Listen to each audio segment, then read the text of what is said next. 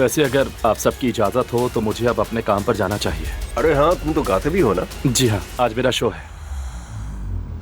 मेरी और उमर की शादी हो गई है। हाँ, हादसे वाले दिन पेरिस में। अल्लाह इनके बीच सब कुछ ठीक कर दे। संभाल लूंगा बस सब। सिर्फ 2 हफ्ते की मोहलत मिलने पर खुश मत हो। खुदा के लिए अब इस मामले को खत्म कर दो। अगली समात पर हमारी आखिरी मुलाकात होगी, देखना। मेरी प्यारी बेटी, देखो जरा, इसे ताज़ा हवा ही चाहिए थी, फौरन सो गई। ठीक हूँ मैं, ठीक हूँ मैं। हाँ बुराक, तुमने हमें जहाँ छोड़ा था वहीं से पिक कर लेना।